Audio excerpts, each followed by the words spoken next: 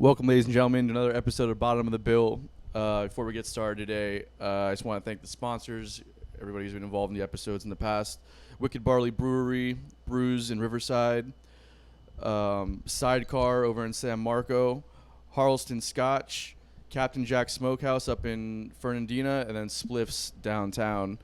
Thanks to all those guys. Make sure you're supporting them during this time. I know everyone really needs it right now. And then if you have any questions or unpopular opinions you want to send to us, just do bottomofthebill@gmail.com, and you can reach us and send us whatever shit you want to say, and we'll talk about it on the air. Anything? Huh? Any fan mail? Yeah, we got like one or two. Not this week we didn't, but like we have in the past. What did they say? Just questions about like what's going on with music stuff. Well, let's read it. What we got? We already did. We talked about it already. I don't remember it. Anyways, we have Adam Kenneway on, bass player Hi, Bonnie Blue and Danka. And so let's just get right into it. Tell all your adoring fans out there a little bit about yourself.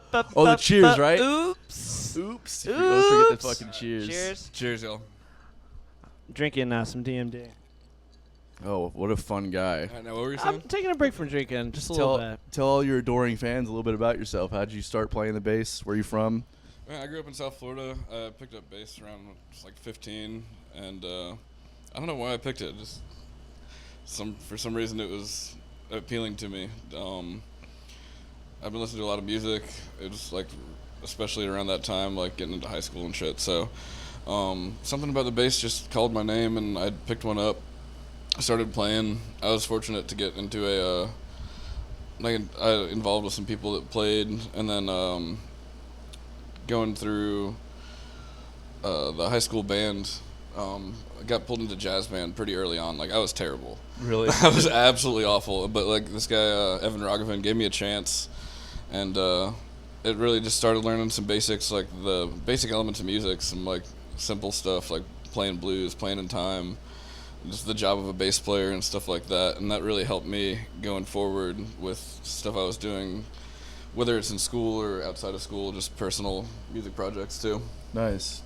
So, would you say you started playing bass because you couldn't cut it as a guitar player? Fuck I no. feel like that's like the story of most bass players. They're like, I picked up a guitar, it just wasn't for me, which is just code for I sucked. Definitely not. I mean, I've obviously been playing a lot more guitar lately, but bass was the first instrument I picked up. Guitar kind of came second, just because it was a string instrument and it was easy as shit compared to playing bass. Is guitar guitar a string instrument though? Yeah, maybe. There are strings to it, but so is piano. There's piano. Technically, it's a percussion instrument. it is. Is it? No, it's plucked though. There's not a pluck section in an orchestra. What are you talking about? No, but plucked strings, that's, I don't know. For I don't guitar, like, I think the original idea of a guitar was it was like a percussive instrument, Was it? and like the string instruments are like more like violins and stuff like that. Have you I ever feel played? like. Have you ever played a guitar I with could be a wrong. bow, like Jimmy Page did? used to do? Yeah. Or like they do it. I always get Jimmy Page and Robert Plant mixed up. Just the names. I know who Really? each of them are. I just always want to call Jimmy That's Page a Robert sin. Plant. I know. You ever I know. see Spinal Tap where he's like Yes, of using course. two guitars to do Yeah, it? He's yeah, like yeah. kicking the other one on the stand. Everybody, It's so fucking if you're a funny. musician and you have not seen Spinal Tap, well, I don't know what's going on with Yeah. Yeah, you got something wrong with you. you. That's the best movie. It's so fucking good. It's funny for everybody, but like if you're a musician, it's way funnier. What's the The what whole about album though that comes out where it's just like it's all black. Yeah. That's the funniest thing in the world to me. I'm just like, yeah. Well, we couldn't get the one with the girl because it's all the feminism, but like they were like, we're just gonna make it all black. It's like, yeah, it's like a reflection of yourself. Reflection of Well, there was That's the Oh, there's so favorite. many good books. There was one with a cut scene where it was like they were talking about jazz, and it was just like just play the right notes, or so they said some shit. It was like. Yeah, they think they think that it's good. I just don't understand. Like it's just all the wrong notes. Yeah. I feel sorry for them. Oh, man. I understand that. That's hilarious. And how can you forget Stonehenge? Yeah, so oh my it's- god, it's so like, good. you just drew it on a napkin. Yeah, that's one of the best movies ever. I'm gonna watch it later if I have time. Jeez. So you're not from Jax, you're from South Florida, right? Yeah, I ended up, going back to being involved with music in school. I moved up to Jacksonville to go to UNF for their jazz studies program. So, Were you playing in bands before you moved here? yeah, I was playing in all sorts of different things, man. Just between, we had like a trio doing some like Jimi Hendrix style, like that's when I started getting to like psychedelic and funk music, really. From that to like jazz funk projects, and that never really played anywhere. Just seemed to do a lot of like practicing and rehearsing with that type of thing. But a band I used to play out with a lot was a band called Stray Bomb that turned into Rude Hecklers, and that was like a punk rock reggae band. So that kind of ties into something I've been doing up here with Matt Henderson and Danka. Danka, yeah. Yeah, it's a similar kind of thing. Like, it's something I've been doing for a while in South Florida, but it's kind of cool to come up here and just do a different version of it, something in the same vein, but obviously a different place. Yeah, for sure. How long have you been playing with Danka for? Did I play with you? No, I don't think we Okay, played 'cause together. I was in their band for like all of 2 shows, and then Yeah. You're not gonna I think cut I've heard it. the stories, yeah. You can't play up beats. Yeah, that's why I quit. Anyways, yeah, I was wondering if we played together, but I guess not. No, I mean, I'm trying to remember, besides playing with Anton together, because we've done a couple gigs like that. That's about it. Is that about it? I think as far so. as us playing together? Okay. Yeah, that's about it. Hmm. Sorry. Yeah, Say we need to do sorry. more of that. Did you apologize for that? No, I'm just like sorry. Oh, we for got you. something Sorry. coming. Yeah, Yeah, yeah. I'm missing out, really. No, you are. Well, it's definitely quite an experience. He'll challenge your ability to keep time. I'll tell you that much. Absolutely. Yeah. It's like it's it's a workout. It's definitely a workout. Mental and physical. Mental for sure. and physical. Yeah. Billy just suspends the concept of time when he's playing. Yeah. Does it just not exist? It's just a Really suggestion, really. It's more of like I have a really bad habit of playing over the beat, and so it's like I don't even realize I'm doing it until someone's like, "Dude, slow down." I'm like, "What are you talking about?" Yeah. I don't think that it's because like I'm bad at music. It's just my brain's like I want to go Just push faster. it. Well, some Yeah. people have a tendency, like, to push delay in certain different places. I mean, for me, like, working with certain drummers, it really just clicks instantly, but, like, certain other ones, depending on where they really see the beat, it can be a little bit harder to, like, find that groove and find the time. Yeah. Because, I mean, everyone, like, no one's perfect when it comes to time. Like, it's like almost like you have to be a robot. Have you ever seen that movie Beware Ginger Baker? As a bass. Oh no, sorry, he's a drummer. Sorry, I'm an idiot. But the bass player for Cream, what was his name? He Jack passed- Bruce. Jack Bruce, yeah. He, there's just like one scene where Ginger Baker's like, "I've never met anybody with perfect time except for Jack Bruce," and then it Yeah. just cuts to Jack Bruce. He's like, "Yes, I have perfect time." I believe That's it. one of my favorite scenes ever. I was like, what a tool! But at the same time, like maybe he did. Like maybe he has perfect time. I don't know what that is. What is Yeah, it? and you know, I've heard of it too. Like, Not like I have never achieved it. I don't think anybody has. Yeah. But I mean, I've heard legends of such things, but I haven't encountered someone like that myself. yeah, I don't know how to do that. How do you do that? How do you keep time? You practice to a metronome, probably, or just there's a cool thing that musicians do when they're jamming together. It's called listening. I don't know if you've ever heard of that, but How do you that's a big how do you thing. listen while you're playing at the same time? yeah, I don't know. I can barely Big ears. walk and chew bubblegum. You're in the wrong industry, my friend. Damn. I'll just be a DJ. That's definitely much more your speed. I feel like just 4 on the floor, repetitive, mindless robot Yeah. stuff. You know, There's no elitism here at Yes. all. It's all fun and games here. Definitely not serious. All right, so you came up here to go to UNF, and what was that experience like? It was good, man. I was playing. I pretty much lived there. Like from 9 in the morning to midnight every night. I was in that building, just between classes and practicing, and it was really good to just dive completely in and spend those 3 years that I was there, like completely immersed in that for the most part. Yeah, You know, that was beneficial. The teachers there are phenomenal. Really knew how to like push you to a point of like almost breaking, like that, like being like hard on you for a reason, like because they know what to expect out of you and know what you can do. Like they're all around. Like it was a great experience for that. I would say I did see a lot of people that necessarily like didn't quite get the business side of music, and I mean, they did teach a music business course, but it was so outdated. And, like it was pretty much talking about vinyl records and like oh my god, music industry and like coming up. Like it did like touched on digital recording and stuff like that, but like it was more about that side, and it didn't really didn't teach you how to go land a gig and stuff like that.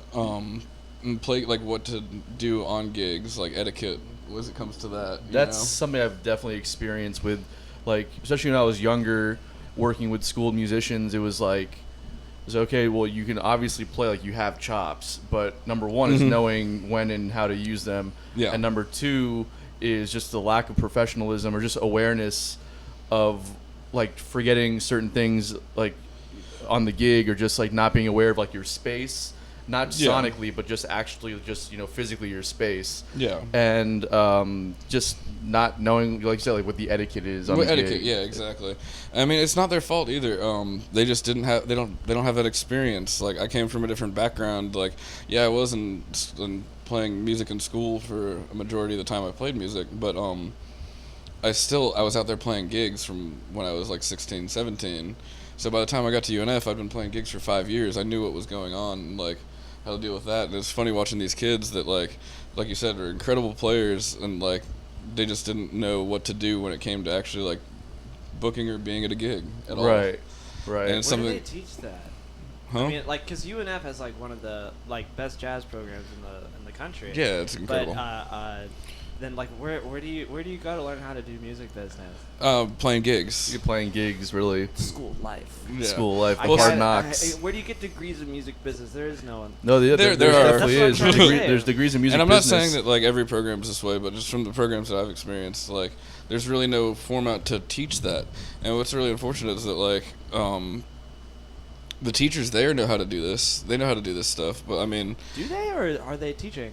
I'm Yeah, they're saying. I'm being honest. No, they are teaching, but like I mean, part They of all at used least to play gigs. at least Or part of probably UNF still do. At Danny least part of Gottlieb. UNF, it's required. It's required for them to play and tour like. No every, kidding. Yeah. I didn't know that. Yeah, they have to be like it's part of their contract is they have to be involved, So, still working in some aspect. So when you did UNF, you had to do the large performance ensemble, right? Yeah. What did you do? What do you mean? Well, because I went there too, and they were like, "You play piano. There's only one piano and everything like that, so you're in chorus now." I'm like, great. Yeah, I there was a couple kids in the jazz program that didn't make it into a big band, but Yeah. I was always in a large ensemble big band. That's what I wanted to do. I'll be honest with you. My experience at UNF, I lasted one semester because I hated it. Mm-hmm.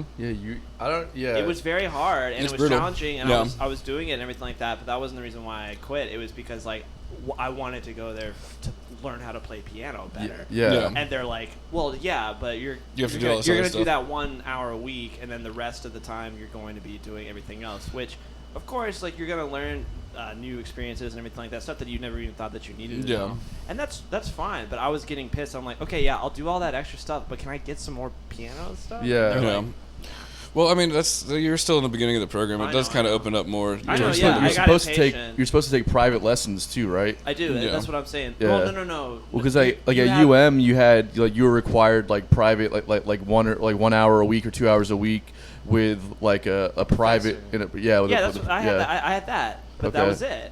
And then the rest of the time it was oral theory, music theory, chorus, and I'm just like, and chorus was every day. I'm just like, dude, I don't want to do this. And Yeah. I didn't want to do.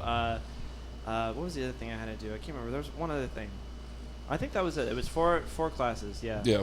And so I was just like, if I'm paying this amount of money just to get piano lessons, I'm out. And so I Yeah. did. And I feel real guilty for not sticking with it, but at the same time, like, I don't know. I felt like if I was in a big band, I'm like, okay, I'm in. Yeah. No, It would've- I wasn't. I was I doing mean, chorus and God, it sucked. So Yeah, that's bad. tough because there's only a limited number of spots and those Yeah, I know. ensembles and No, stuff I like know, I that. know. But I was fortunate. I mean, the bass studio is maybe like probably about like 5 to 7 people, and there was usually like 5 to 7 spots available for. So like it wasn't too tough to like Maybe that's as for my instrument at least. like if you're looking to start a band or get into music, like learn bass. Yeah. Learn bass because like you're pretty rare is what I'm trying to say. Yeah, that's At least true. in a town like this. But everyone, like, people also get like kind of possessive over bass players. In the same time, like having a good, reliable, solid bass player, like it's a commodity that not a lot of people have. So when you find someone that's really fits with what you're trying to do, Yeah. I've had trouble with that in the past, like having like working with multiple bands at a time, Yeah. and like both bands almost like fighting to like get me to have priority of me, I guess. You know. I'm kind of in the same boat too with being piano because piano's not a commodity either. No. But I still feel like the lowest amount of musicians, if there's like a pie chart, its bass is like the tiniest little slice. I don't know. Yeah. Maybe that's me. Probably There- French there- horn too. Piano too, though. I think I know a fantastic French horn player. probably in Jacksonville though, I would say that that bass is probably more common than keys, though. No, as I far know. as Yeah, people that there's are probably- readily available to gig and tour and stuff. You know. Oh, yeah, like on the level. Yeah. I can't fit any more stuff in. Like I'm chock full. That's what I'm saying. It's like you and Javian and a couple other. There's other piano And players out and like Jonah keys players. and- Yeah. There's lots of keys players, but as far as like gigging ones or And people that want to just go on the road and, Yeah. and do shit like that, like that's a really hard thing to find because you don't really make a lot of money on the so road I at should first. be getting paid Yeah. more, is what you're saying. Yeah. Well, then you can contribute to the cost of the record that we're putting out that has your music on there, getting recorded at no cost to you, right? Ooh, What are you sounds talking good. about? I don't know what you're talking about. Anyways, so No the experience at UNF, would you say a lot of guys I met going to music school had a hard time gigging because it was so like demanding of their time? Did you find that to be the case at all? Not necessarily. I mean, it did demand a lot of time, but I didn't really have too many conflicts gig wise. Like the most like at the time I wasn't gigging too often. It was mostly weekends. So like there'd obviously be a crunch to get like assignments done and stuff while still like going out and playing from like 9 to 2 in the morning or something like that. Yeah. Time wise, like with travel and everything, but for the most part, like they didn't have too much of a conflict. They were usually pretty cool about it. I mean, if you had like a really, really killer gig, like I think there was one time I was going up to New York and I had to miss a rehearsal or something like that, they were pretty flexible about it. Yeah, for shit like that, I can imagine. Yeah. I remember when we were working, when I was living down south, and a bass player who I won't mention his name had just joined the band, and we had issues with rehearsals and with gigs in general, just because it was also around like midterm time, and then when finals came around, it was always like, and he was also a senior at the time, so you had like his senior recital that he had to do and like have all these two like different juries. styles. Yeah, well, it was like you had to have a funk fusion tune composed, you had to have a bebop tune written, and like hire all the people to perform with you for free, basically, because you know they're not paying you money for the gig. And then you have to have like a jazz fusion tune. So it was 3 different tunes in 3 different styles of jazz that you had to have composed, charts written for everybody, and then having the players on the gig and then perform it right. And then- have your charts all look right And then you as get well. a piece of paper that says that, hey, you can play music. Well, it was just, yeah. Well, I don't understand the point of it. the point being that it was difficult for him to commit to a lot of stuff because of how much time the schooling took up, and it was like yeah. I always found like the irony. It's okay, well, you're going to school to be a musician and to play shows and the other aspects as well, but like you don't have time to do any of that stuff and learn. Like you're learning how to be an amazing musician, but you're not learning how to be like a working musician, I guess. Yeah, well, I mean, not just me, but like there's a lot of people that found a balance for that. Javian was one of them. Eric Yeah. Lofgren,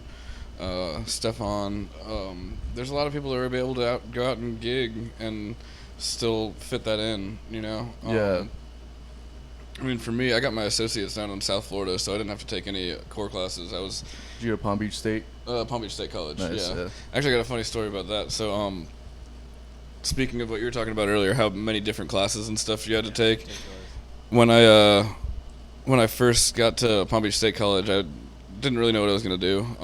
I hadn't settled on music yet by any means, but I was taking like business classes, science classes. I was still up in the air, and then one day I found out that they had a little jazz combo at the in the music program. So I went to go talk to the band director, David Gibble, and I was like, "Yeah, I'm interested in playing in your jazz combo." He's like, "Oh, great. What do you play? Bass." He's like, "Oh, perfect. We need a bass player." Everybody needs a bass player, man. Right. He's like, so you're gonna have to take piano 1, ear training and sight singing 1, music theory 1. You're gonna have to be in a large ensemble and private lessons. So that was what, 5 classes? I was Yeah. like, and then And they're all really easy. the music lab. And I was like, how do I do that while taking like the core classes? Because I had another like 4 core classes. That's what I had to do. He's like, yeah, you have 9 classes now. Yeah, that's exactly why I like- dropped out. I'm like, I can't do this. And then I had like 3 jobs. Jesus Yeah, Christ. I think there was one point where I think the maximum number of credit hours you could have is 18. I was taking like 11 classes on the books, and I was in another 2 ensembles outside of it. Oh my god. And and I think I had like a 40-hour week job working in a movie theater at the time the too. thing, too, like, So I don't know forget- how the fuck I did that. Yeah. I'm never gonna like. Unless you're taking out a loan, and that's the only really way. I don't think if you can afford to do that, to take out a loan to go to college, and like that's all you do. You don't work. You don't do anything. Yeah. Well, no, then it you is. can do music school, and then you can ace it. It's got to do wonders though for your ability to work under the gun. Oh, that's what I was right? saying. Yeah, I mean, I'm great at that now. Yeah. I am. And yeah, no, you are. But it's just like the I think that it probably helps to developing your ear as well, because you have to really rely on your ear so much more, like rather than the practice time. You know, like for me, whenever I have a gig coming up that's just a one-off, or I'm learning a bunch of tunes that I've never had to play before, I practice for weeks ahead of time. Like I get my set list and I work at every little intricate detail of the song. I try and work out and make sure that I know it, because I didn't have to ever work under that crunch. I mean, other than like somebody sending me a set list a week before, like a couple days before a gig, then obviously that's crunch time. But like having to work with that limited amount of time at that point in your life, that's got to really be an advantage. It's like down the line. Yeah, no, it teaches some valuable skills with that. But what I would say is that like all the really successful and really like the musicians that I really respect in town that didn't go to school do what you did. They spend a lot of time practicing. They spend a lot of time on the music, and so like I mean, for me, going to school kind of like forced me into that situation, because I don't know if I would have had the attention span to force myself to learn all that stuff without it. But Right. It's not necessary. It's something that worked for me, but if it doesn't work, like if someone didn't have the opportunity to do that, there's other ways to go about It's almost the like, same result. It's almost like going into like the army of music, if you think about it. Yeah, it's like it's a boot camp. Yeah. Exactly. No, yeah, for sure. And I get that. I don't know. I did it. I got in. I was good enough to get in, and I fucking dropped out. Yeah. I dropped out hard. You I also just did stopped- classical I just program, which stopped is showing up. a different thing, though, right? It is definitely, but it's not like it's any easier. Not that it's easier, No. but I mean, it's like Because instead of learning like I don't know, Miles Davis or whatever, you're learning like fucking Beethoven and Chopin, and it's hard. yeah. It's just, to me, it sounds like because of just the way like your mindset in general when it comes towards music, it sounds like you probably would have had a better time in the jazz program, even though you don't really like jazz that much. It's more of just like the fact that you like to improvise and the fact that you like to kind of explore different ideas.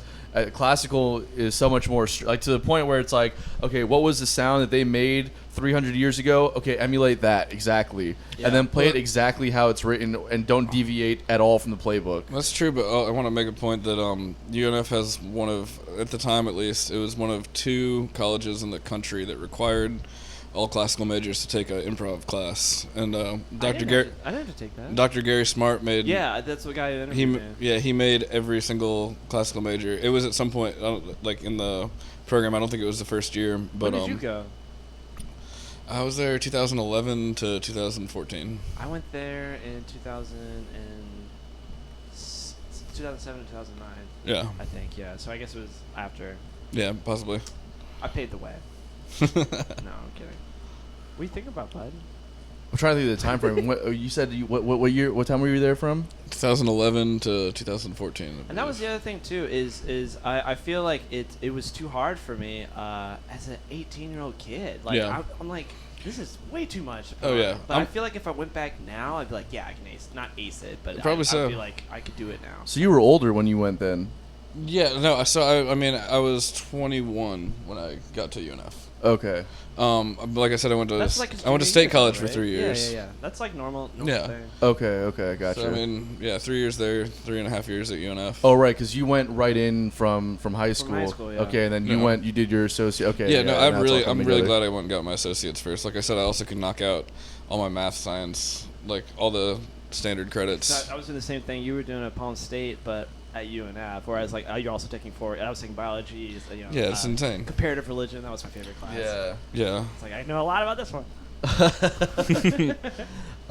So when you got to Jacksonville, did you? Well, I guess after you were playing in bands, what was the first like real creative project you got involved in that you were, committing to and playing gigs regularly and stuff? Regularly playing gigs. All right, so I'm trying to remember the timeline. But when I really started going out and meeting musicians in Jacks, there was the Fritz was out playing gigs. I met Lucky Costello and Spore through that. So I knew kind of like that's my introduction to like the jam scene around here. But I started going up to, I lived in Neptune Beach, and I was going to Fly's Tie on Tuesday nights for the open mics. And it was Shane, this is back when Matt from Dirty Pete was hosting it with him.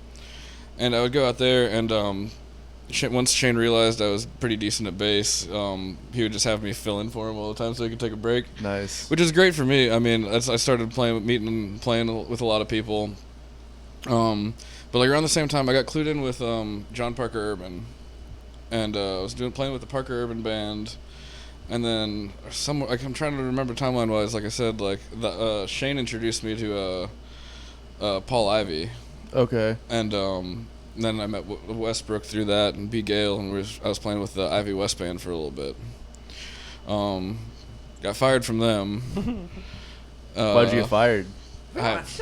No hot seat questions here. That's a fun story. Oh no! I mean, I got a ton of stories about being fired in Jacksonville. It's happened a bunch. Haven't you fired me once? I was gonna bring that up, but yeah, we can get into it. Yeah. I mean, like honestly, You're like. taking it very well. Oh no! I'm glad. It's never personal. It's No, No, it's never personal. It's usually my fault. That's so good. But no, like honestly, that's like I spent a couple of years getting fired from pretty much every band in Jax. Even they asked about creative projects. It was kind of like the first creative project that was kind of my own thing was Squeedlepus. Okay. And I put that together towards the end of my senior year. You put that together? Yeah. Nice. How'd you meet Paul? Paul, I knew him from Chroma. Yeah, that's right. Would you play with them? I didn't play with Chroma. Like But their bass player was named Adam too. Their bass name was Adam Montalbano. Yeah. I was just like, but No, and I used to like that was another thing. I used to go out and see a lot of live music. On Fridays, Dan Hunting and Eric Lofgren or Javian, and I think Nico Limbo would do a trio at Landshark, like 7 to 9. So I'd go check that out every Friday, and I started sitting with them. And then we'd play after them. I would be like, then like they'd be done, and like Lucky Costello or Spore or something would set up, and there'd be a show. That's cool. Yeah. I used to go see Paul all the time at Sundog and Neptune Beach. It's where Flying Iguana is right now. Monkey's uncle is Landshark Yeah, is Monkey's uncle. Okay. Yeah, I know. But no, Squeedlepus started. I really wanted to open for Mike Dillon, this a jazz punk vibraphone player. Yeah, the Mike Dillon band. The Mike Dillon band, yeah. Did you ever So see the Dead Kenny G's? yeah, I got a chance to we catch got him to at open up 20 for them, once. and it was amazing. Yeah, that's with Skerrick too. Yeah. I don't Jesus. know what happened to Skerrick, but Jesus, he was the best. He's doing a live stream tonight. No way, really? Yeah. Okay, I'll have to check him out. Yeah. Anyway, sorry to interrupt. Yeah, where was I? So yeah, I wanted to open for the Mike Dillon band, and I've known Javian since back in South Florida. We went to Palm Beach State College together. So I'd picked up with him and Eric Lofgren, this other keyboard player. I'd asked if he wanted to join. So we had 2 keyboard players, and it was me and Stefan Klein on drums. It was our first Squeedlepus gig. Wait, this is at Jackrabbits, right? That was at 1904. Okay, never mind. Sorry. And so the deal is I had him rehearsing for about 2 months. And I hadn't actually booked the gig. I just really wanted to play that gig. And this is back before I really knew Jason Honeycutt too well. So I'd sent him a message and I hadn't really heard back. But on that, like the last rehearsal we had was like a Sunday. This gig was on a Thursday, and I was like at rehearsals. Like, so what's the details, like load-in time and shit like that? And I got Jason's number and I called him. I was like, "Yo, do you need someone to open up for this Mike Dillon band? I see you still got a spot." And he's like, "Yeah, absolutely, come on." Oh my god. I got so fucking lucky. So funny. But I had the band rehearsing for like 2 months before this gig, just to because I wanted to open for Mike. Did you tell them that? Afterwards. No. when you were starting the band, did you tell them that? I told him I had the gig. Okay, Yeah. Yeah. That's good. Okay. Absolutely. That's Gotta sometimes lie how in this business. sometimes you gotta lie. Yeah. So you gotta lie to these people sometimes. Yeah. And I think I forgot if Dan and Paul were both there, but they both joined like shortly afterwards. We had the 2 guitar players. Yeah, I remember. I got fired from that band too. From your own band. Yeah, from my own band. Adam's an enigma, I'll tell you that much. You got fired from your own band? Yeah. Damn, dude, that's pretty rough. Well, that's the thing when you assemble a group of musicians that are that talented and that like really on it. Like I hired a bunch of people that were better than me, and so like I was the weak link in the band at some point, and it just wasn't cutting it with the material that they were trying to go forward and do. So They let me go. go. They let Yeah. you go. There you go, yeah. That was definitely sound like a a learning crash and experience burn too, though. kind of firing. You know Yeah. what I mean? But okay, I did like Squeedlepuss a lot. That was one of my favorite bands in Jack. Yeah, I was a fan. I would. Yeah, I was a fan. Yeah, yeah. By the time I moved here, they were kind of on the way out, but they were still doing like a. They still had a couple shows. I had seen them a couple times. Stefan was on drums. Yep. Who was playing bass? Mike Perez. Okay, yeah, he was an animal too. Yeah, he's a beast. I just remember seeing them and I was like, this is. Man, when I got to Jacksonville, the scene was so fucking hot, man. It was like Herta Watts, Squeedlepuss, Parker Urban Band. It was like, all these bands were like just on fire. And Bonnie Blue was another one that I had seen a little bit later on, but it was like, I didn't see you guys, but yeah, Lucky Costello for sure. Greenhouse Lounge was still kind of around. The Fritz. Fritz was gone by the time I got Fritz here. and Chroma. I mean, so Jacksonville, it always seems to go through waves, man. Yeah. Like, there's waves of, like, really good bands popping up and being around for a while, and then, like, people will move on and do different things or, like, move away. It's just the natural flow of things, it seems like. And then, like, I think, honestly, like, I feel like we're on a good upswell right now. There's really some great bands in town. For sure. It seemed like, you guys, the Vagabonds are really developing into a fucking kick-ass rock band, you know? We were, like, fighting over gigs and stuff like that whenever, like, a big name band would come into town. Like, every single band was like, we want it. Well, that's Spore, Lucky Costello rivalry. Spore, that was another one that was around, We all are friends, and so we were like, let's just keep this rivalry going because it's fucking hilarious. Yeah. No, it was great. It's good press or whatever you want to call it. Yeah. But I thought that was interesting too. It's just like kind of just went. Yeah. As soon as he showed up. Well, then I'm fucking like he creating literally just said that. Did you? I'm literally. As soon as he showed up. I'm literally I'm literally like Buzzkill. salvaging the Jacksonville scene right now. I've got a fucking podcast going. Side Nice. on the road, fucking Salvaging. crushing it. We got albums coming out, bro. We're fucking. I'm the Jacksonville dropping albums savior. on? I'm just saying. No. Adam's like, yeah, Whatever next you say. question, please. Move on. Anyway, but yeah, I think we are definitely on an upswing now because, like you said, them Vagabonds, Ben Strock, Full Electric, Bonnie Blue's still crushing, and like, yeah, I mean, like we've been doing a lot of stuff, and Greenhouse Lounge is back on the rise, so it's like there's a lot of good stuff going on right now for sure. Yesterday, actually. Nice. Yeah, gonna be a banger. Oh yeah. Because that's what I do. Oh, LPT also. I write bangers. LPT is also pretty badass. He writes songs that if you could put it in a pill, you could probably sell it as NyQuil. Okay. Just listen to the new record and then tell me every banger on that song, and then you're gonna be like on that album, and then you're gonna listen to Billy's tune and be like, yeah, it's cool, but everything else is just so fucking epic. Yeah. That like all the epic ones are my songs. I'm just saying, they're fucking. They take you on a journey. Your songs are like I just did a line of blow, and I'm fucking and I'm like ready to go for about half an hour, then I'm calling it quits. My songs are like you just took really good like acid, and you're on a fucking journey for the rest of the night. You know what I mean? That's what my songs are like. I'm just saying. Okay. Whatever you say, bro. Anyways. Okay. So, going from so were you in Squeedlepuss first, or were you like with Ivy West and? I was with Ivy West. That's the reason I ended up leaving Parker Urban Band. Was because Squeedlepuss is kind of taking precedent at that time, and John needed someone more available, and that was like it was between Squeedlepuss and school. Like it did come up every once in a while that school would be an issue with like. I couldn't be in like 2 or 3 bands at the same time. Right. But like, yeah. So I parted ways with John, and I was a Squeedlepuss for about 2 years or so. The band really wasn't that long lived. But after that, I ended up I talked to Bradley about Bonnie Blue. He'd heard that I'd just gotten fired from Squeedlepuss, but was like, hey, you're pretty damn good. So I need a bass player because Shane at the time wasn't available enough. He was the old bass player for Bonnie Blue. Oh right, yeah. Okay. And then I told Bradley that Shane had my number, and he passed the gig on to me, and I've been with them for the last 6 years or so. Nice. What's that experience been like? Bonnie Blue's been around for that long? I didn't know. Well, that. it's been around for a couple years before that. No kidding. Bradley had the band going about 2 or 3 years before. Has it always been called Bonnie Blue? Yeah. Wow, I didn't know it was that long. So, when did Willis get involved with Bonnie Blue? Willis got involved around the same time. So okay. I think that was the time when I talked to Bradley. It was the same weekend that Panic did their first St. Augustine run. And Willis and Bradley had been talking about playing together for a while, but it just never worked out. Willis had a band up in St. Simons. Bradley was busy and already had but Bradley was busy, but he always wanted Willis to come down and play. It just never worked out.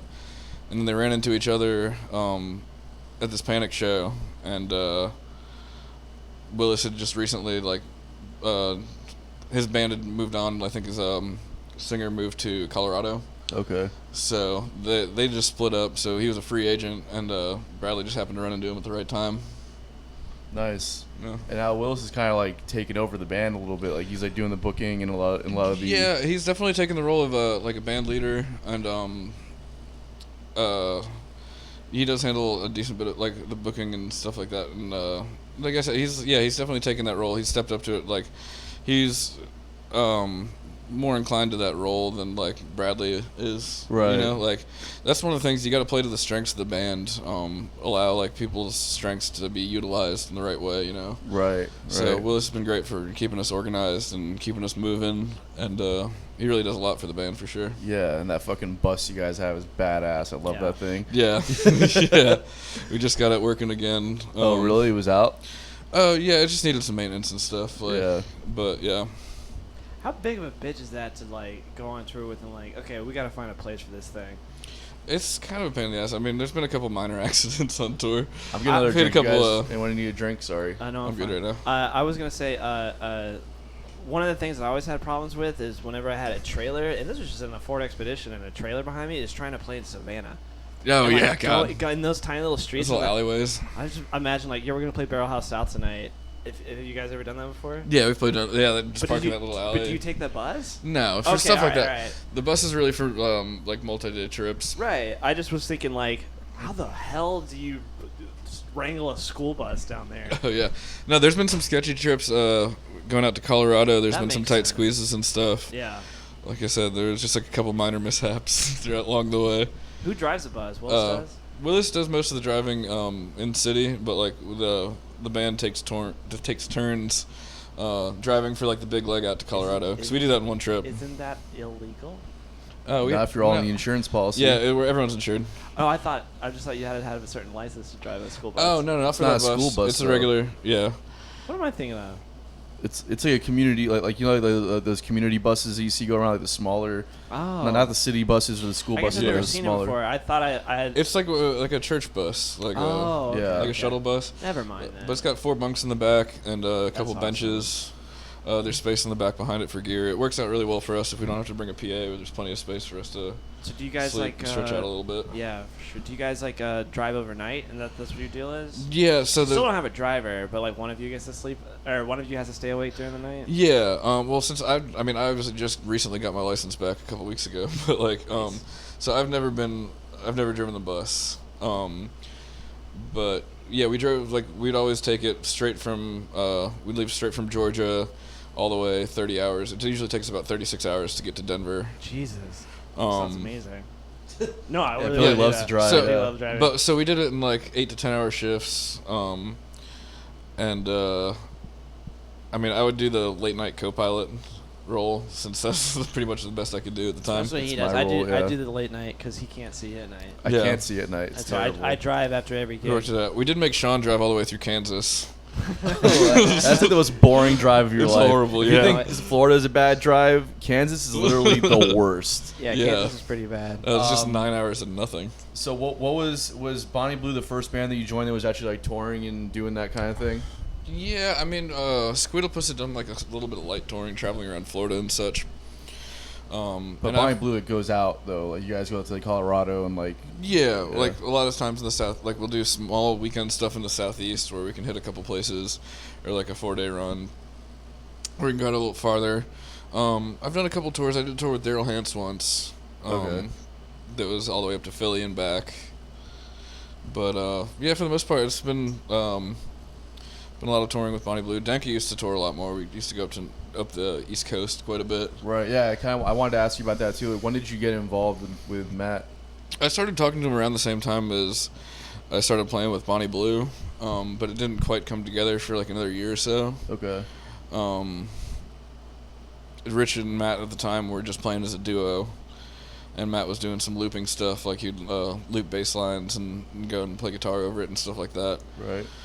But I talked to him for a while. We finally started getting together, maybe like 6 months to a year after I started talking to him. But then, yeah, we started playing quite a bit. We used to play a lot back then, like traveling up to as far as like North Carolina and back on the East Coast, down to South Florida quite a bit and stuff too. Right.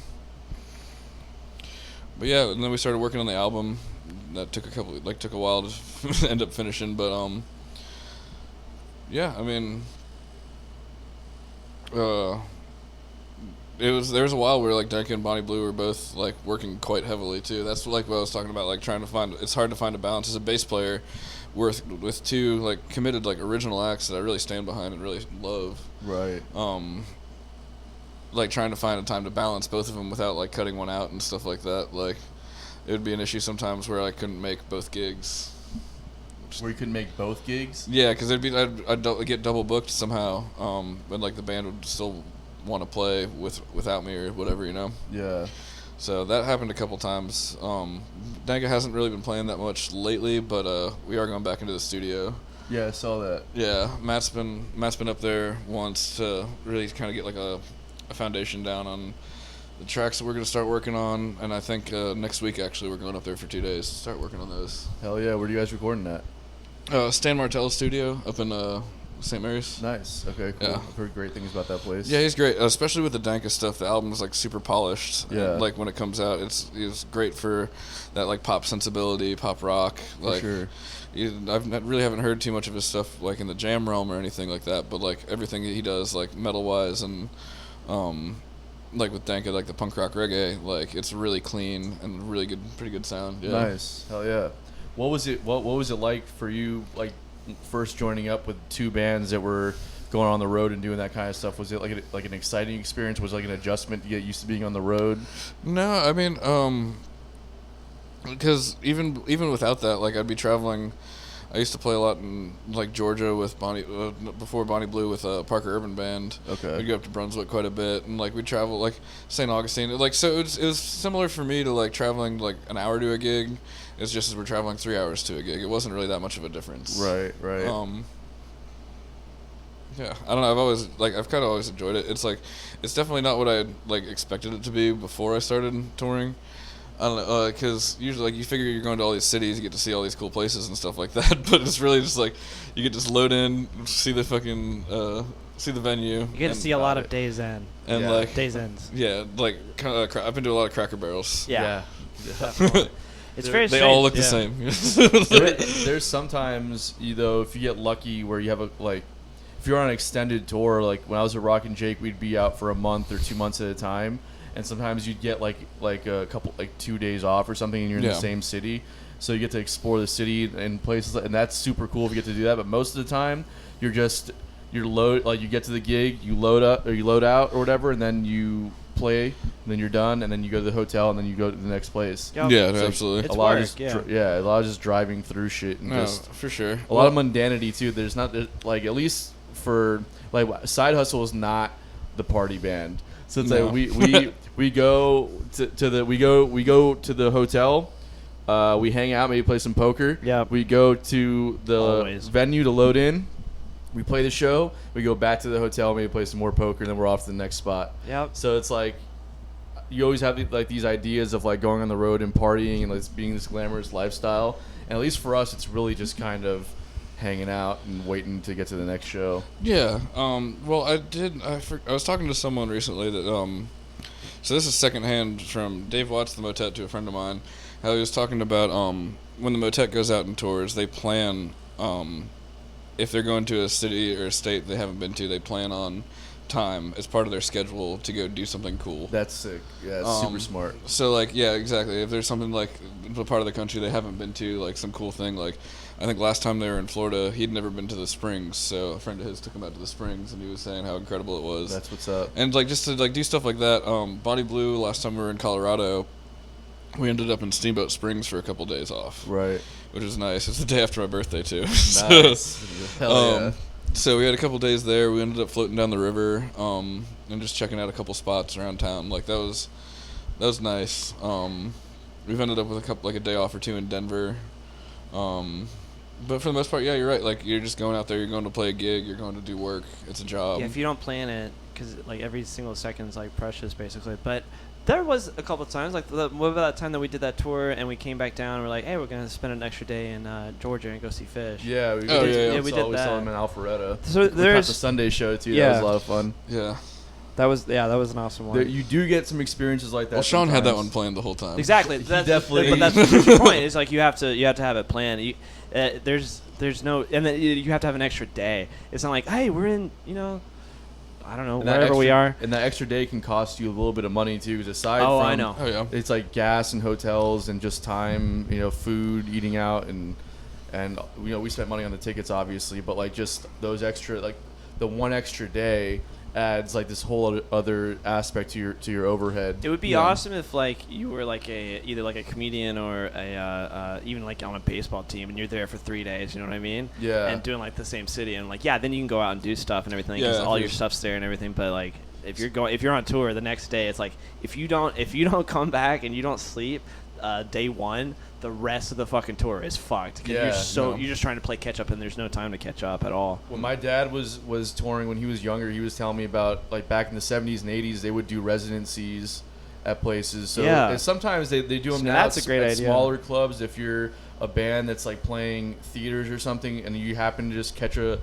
smaller club because it's a smaller market or because you couldn't book the theater, like you'll do you'll do like 2 nights back to back.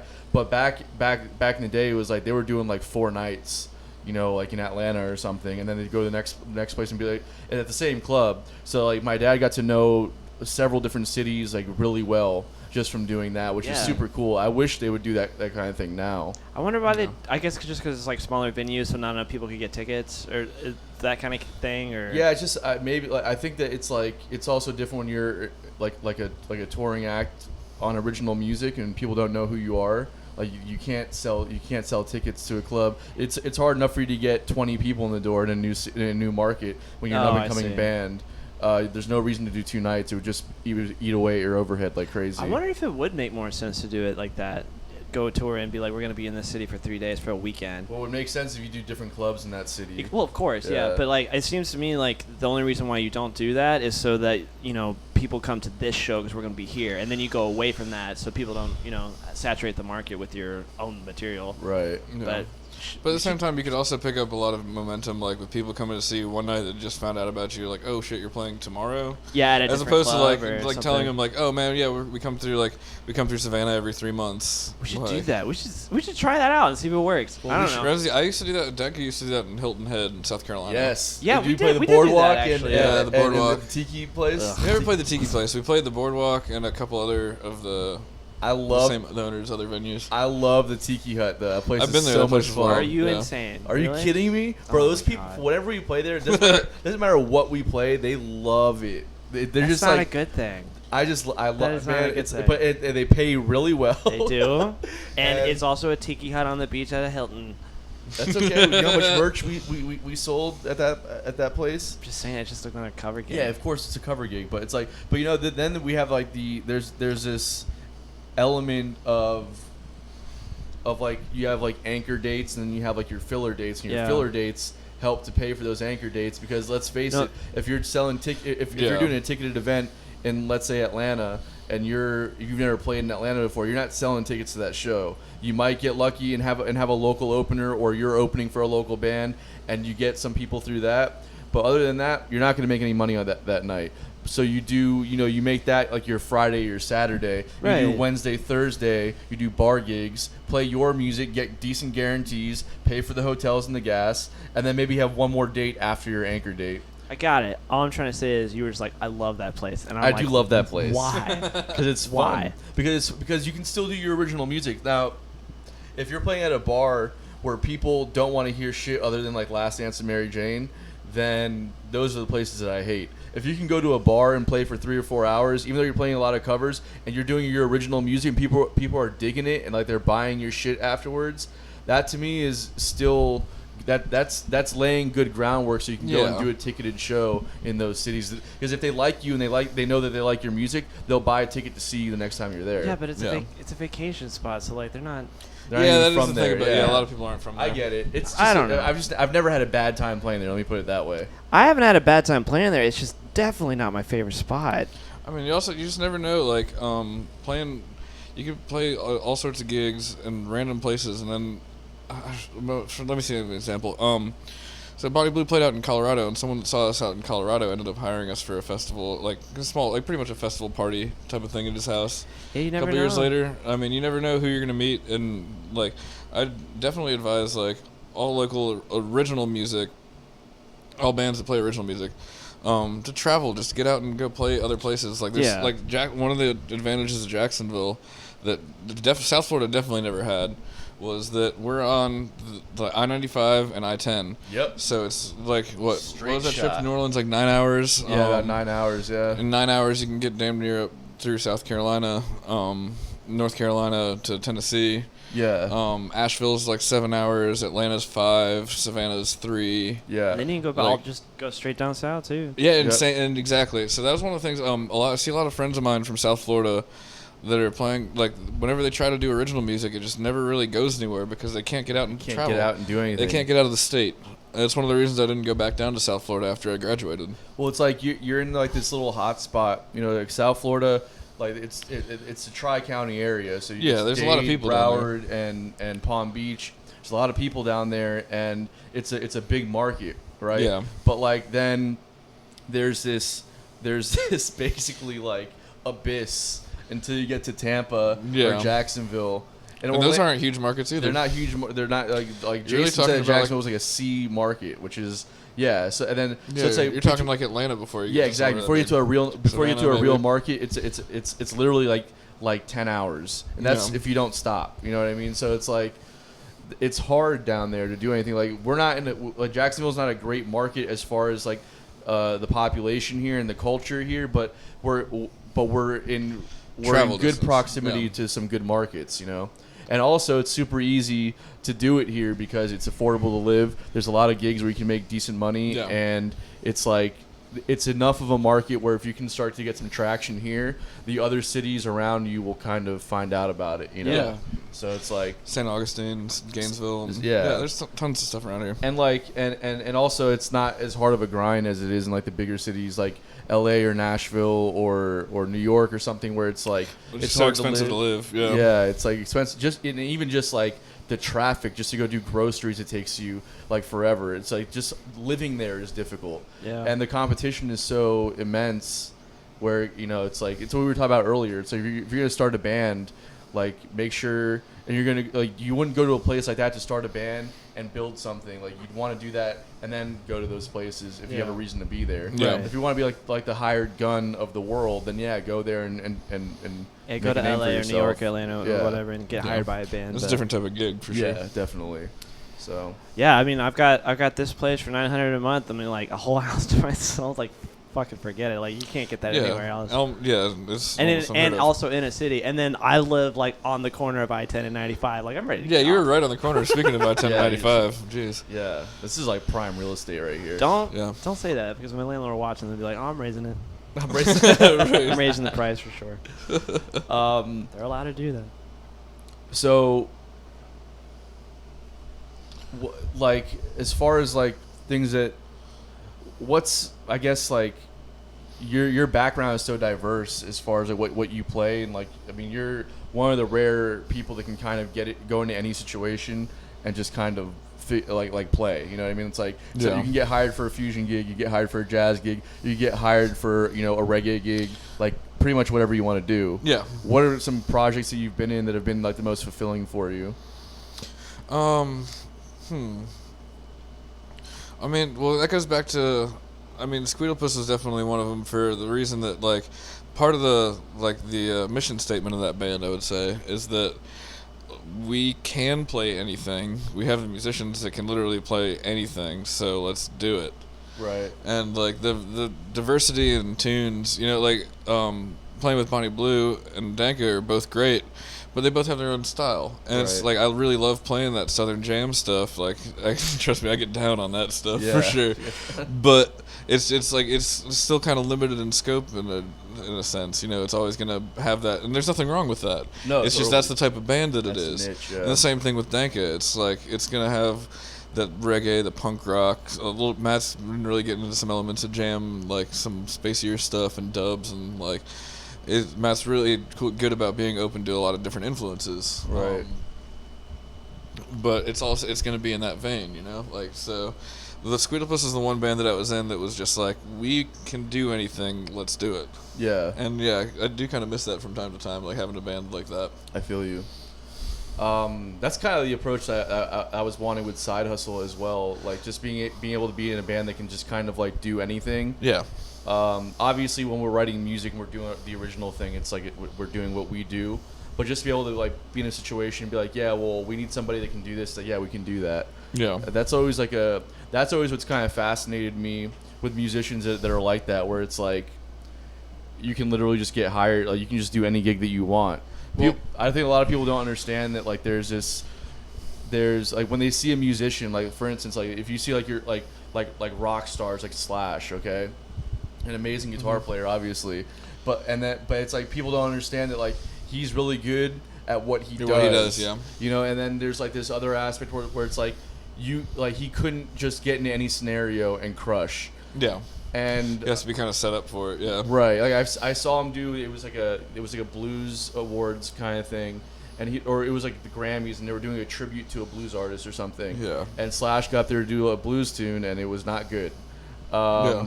But it's just like, you know, there's this thing where it's like just because somebody is amazing at something doesn't mean they can play whatever they want. So I've always really admired musicians that can literally fit into any genre. Yeah. You know, it's like it's a really cool aspect of this thing. Yeah, it's something I always liked about bass. I mean, like, it really, like, I feel like that instrument almost pushes you to play every genre. Yeah. Because they're all so different, you know, different approaches.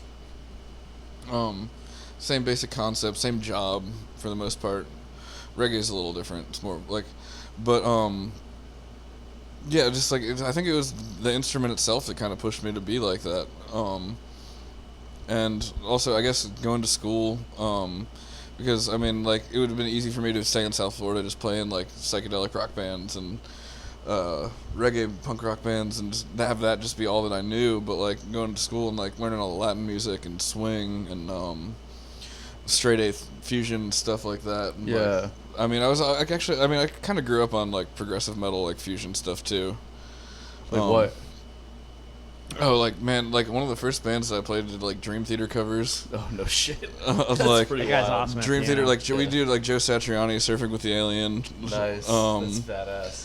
But, like, and it was stuff that, I wasn't good enough to do. Like, I don't know, I always try to push myself, and put myself in situations where I'm a little bit out of my comfort zone. I feel like that's the space in which you develop as a musician and develop as an artist. Yeah. Is, like, really forcing yourself to be in these situations where you're not comfortable. I mean, that's why I hired Javian on Mondays. He scares the fucking shit out of me. Yeah, he's like, I Sean don't- scares the fucking shit out of me sometimes too. Like, he has a better ear than I do, I think. Yeah. Like, straight up. Like, and, Yeah, he's an animal, man. um, By the way, last night when we jammed yeah, on the yeah. Schofield tune, I just have to say, like, I was geeking out on that for, like, I went home in like the best fucking mood. Yeah. And Chelsea was like, "Why are you so like What giddy?" song? We did a go Was it- go. Oh, Go go, Go? that's what I figured. But I just wanted to We know. just like it was like the song was supposed to end and we just kept it going. Dope. And then it was just like I don't know what happened. We just got into this just space. got to a space, yeah. And it was just like we talked about it on the podcast before, but Where'd you like- play at Spliff? Southern Grill. Southern Grill. I was yeah. Where's filling in. that? I was filling in for West on the jam. It's over Yeah. in San Marco. Speaking of, that's oh, a yeah, I really know what you're epic talking open mic night that they've been doing over there. Yeah, definitely. You guys, if you should definitely check it out if you're in Jacksonville. Southern Grill in the South Banks, I think, or like San Marco area. Yeah. Definitely go check it out. 6:30 to 9:30 every Wednesday, and it's really a lot of fun. And we just started jamming on a go-go, and it just like there's like these moments that happen when you're improvising, where it's like you're just feeling like there's no other way to describe it. It's like there's no communication needed. You're just playing, and like everybody's just kind of feeling that vibe. Yeah, it's because everyone's listening. Exactly. And Sean's really good about that. You are too. I mean, that's the key to being like a really aware and like really crush that type of improvisation. Like, it's about paying attention to what's going on, knowing when to play, when not to play. Right. It's a tough thing. It takes a lot of time to develop that stuff. And building a concept too. It's like there's like Victor Wooten calls improv like on the spot composition. Yeah. You know, where it's like it's not just like playing things. Like you're thinking about an idea and you're trying to develop it on the spot. You know, that's what's super cool about it. Yeah, it's because it's easy when you're improvising to just be thinking about what you're playing at the time, but you really have to be looking ahead. It's like I always try.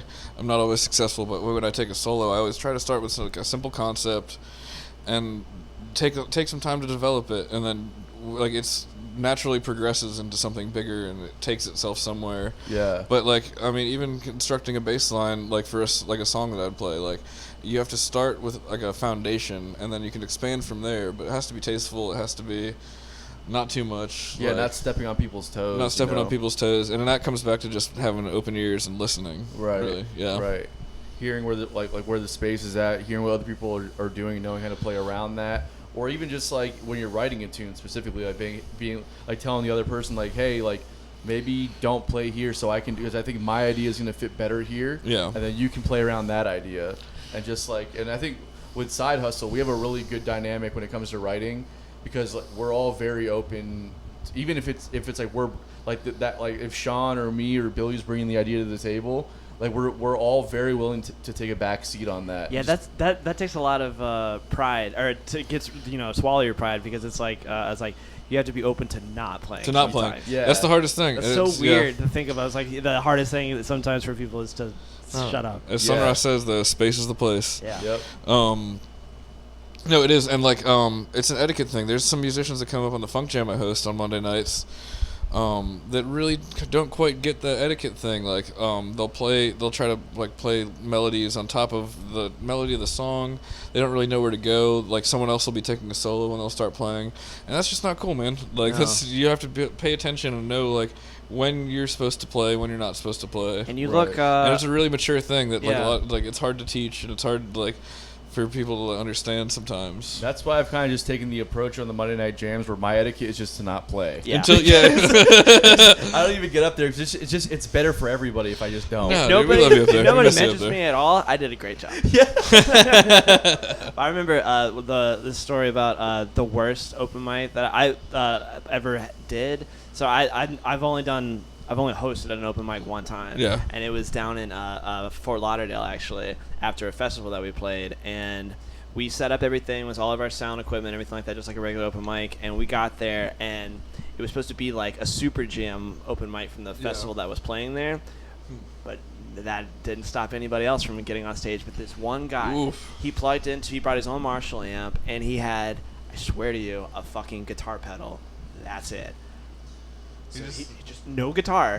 You just played a guitar pedal? He played a guitar pedal as loud as humanly possible, and I almost want to think that he was trying to fuck with us as a joke, because he kept on like smiling and like nodding and stuff, but he was just like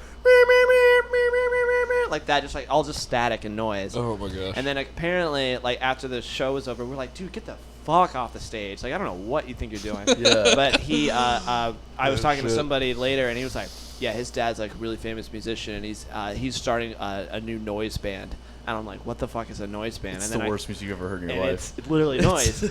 But he was jamming with us at an open mic. But God, that was worse. I think this is the weirdest thing in the world, seeing somebody just hold a guitar pedal. Yeah. And then like be standing up and being like, yeah, I'm playing this like a bongo. Yeah.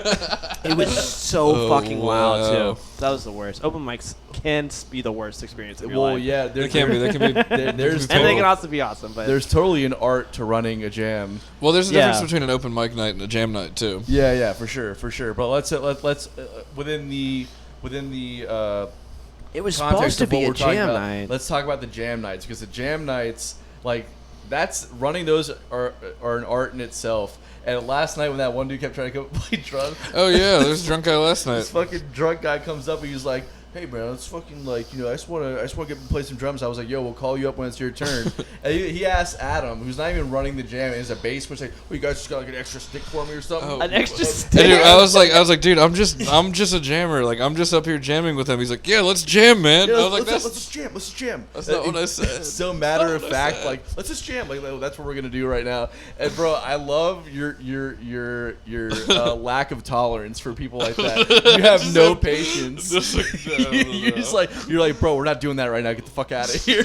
It's so funny. It's frustrating. Yeah. I'm over it. Well, it's cause that comes from running my own jam and Yeah. having that situation come up every once in a while. It's like you gotta, which is what's cool about the Monday It's Night like, Jam is we that have to be inclusive, but we also have to kind of moderate and regulate. It's like you can't just come up here and play a distortion pedal. A fucking Yeah. pedal, man. That's Like, all we I have to play is regulate a it pedal. at some level. Like we really encourage everyone, and like our only criteria for coming up and jamming with us is not how good you are. It's straight up having just like the etiquette to just not be an asshole. unfortunately Like, that's straight there's up. That's the only criteria. If you're not an asshole, I don't care how good you are. Come up. And the thing is, like, we scare. Like, unfortunately, like I said, I'm scared of those Monday night jams a lot of times. We do scare a lot of people away because of the level we play at. Like, Oh yeah, I've only done it one time. And I was like, never again. yeah. So I do not fit in. So here. there's two things you can do in that situation. You can just be terrified and just like run home with your tail between your legs. Yeah, a little bit. I did. Or you can come back and like really push yourself. No, you I know. And learn some of the tunes. Learn some of the If tunes. you've You're been there, asking like, about the tunes. Yeah, we only play like 5 tunes. yeah, it's literally there's like if you've been there once or twice, you basically know the set list. Sure. And you can learn them and just kind of figure out where to go. Yeah. Honestly, a lot of the growth that I've made as a musician, being in Jacksonville, has come from going to that Monday Night Jam and just feeling completely inadequate. Yeah. And just I going. mean, I do too. Like I host it and I feel completely inadequate a lot of the times. It's great. It's just like you just go It's there. fantastic. Yeah, you just get your fucking ass kicked a little bit, and like you go home feeling like an asshole, and then you go and you practice more. Yeah. And you come back and you're like, well, that wasn't enough work I did because I still sucked. I and get then it. Yeah. and then you go home and you practice more, and it's just like you keep doing it, and I don't know, it's the best experience you can have as a musician to go to jam No, nights. absolutely. But like but yeah, you're right. Don't be an asshole. But unfortunately, Yeah. sometimes it comes with the territory of being a pro. It's just not being an asshole. yeah. Not to Okay. say that there aren't pros who are assholes. There's definitely them too. But it's like the part of being a pro is having gone through the experience, so you learn to not be an asshole. Yeah, It's 'cause the you one. have- So the ones that aren't pros, they go up there and just like think that they run the show. They're the Yeah. assholes, and they're also not very good because they haven't gone through the experience yet.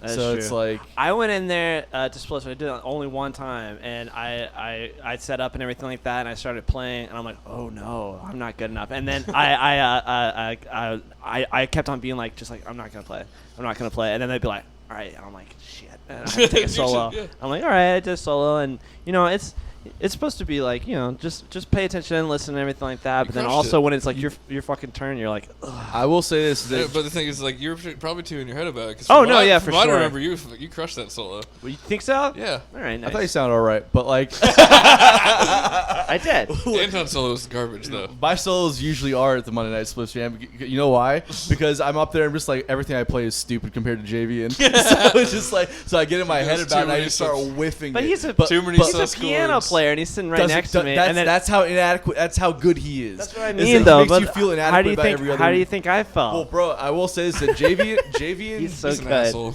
but that being said, Javian doesn't just say good things about anybody. And he came up to me afterwards, like he's like, Billy's got talent, man. Like Billy's good, and Yeah. and was Thanks, just like, Jay. I he appreciate it. he doesn't just say that. You know what I mean? He'll Like, still scare the shit out of you. yeah. But- he still wants to see where you're like, at. He does that. He pushes people. Yeah. And he knows we can on Mondays. He doesn't get that opportunity. I don't Why think didn't anyone you gets te- the why opportunity. didn't you tell to me go that? on Monday. Why didn't I tell you that? Because I know because I'm like so I had happy no right idea. now because I Because- sucked. because No, because there's still You're not, he definitely vibes people out, and that's the thing. Like because like you're on stage with him, he was a intimidating motherfucker. yeah. Like he I mean, like he's got a great ear. Yeah, he's he's got, amazing. He's a great player. But yeah, he can scare people. But like sometimes, like like he'll scare people, and like I'll tell him that after a gig. Like I think there's a couple, not just you, but like there's a couple people who have been like really fucking intimidated by him. Not just him, but like the whole concept and everything like that. It just seems like I've never done this before. And but Yeah, but I'm that's why you I'm gotta glad do that it more, though. I could hang a little bit So with I y'all. go back like like one of my like thoughts about that jam, the way I host it and the way we put it together, is that back in New York when the bebop first started coming around, what it was is like all the jazz clubs, like they'd do the late night jams and stuff, and then the mediocre musicians would come and know the heads to all these Broadway tunes, which is like the basis of most jazz standards were Broadway tunes in the beginning. So they'd know the melodies to these Broadway tunes, they'd come up and they'd play the melodies, but then they would go to solo and they were pretty bad. So like they made the melodies harder. So bebop is really, it's the same songs, they just wrote new melodies to them that were originally like solos. So they made more complicated melodies just to kind of like either force you to, like, you have two options. You can learn it or you can go home. Yeah. That's very cool.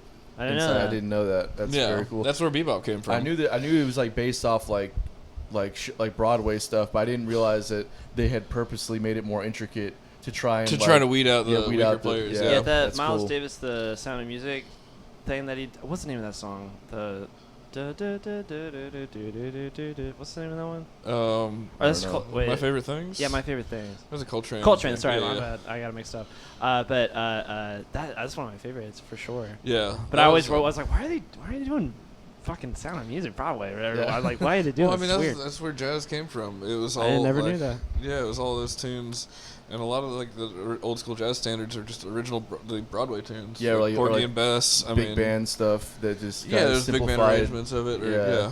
yeah. Yeah, Yeah, so they made the melodies harder to play. So that's the kind of shit though that's it's kind of what we do on Mondays. yeah, Like, for sure. And Except we play really easy tunes that are really easy to learn. Come on, except- y'all, learn some un- fucking un- tunes. until I'll tell you this much. I don't know how a person gets lost in Sissy Strut. But, play with JV and I did. I'll say that much. I'll tell you what, it wasn't him who was fucking up.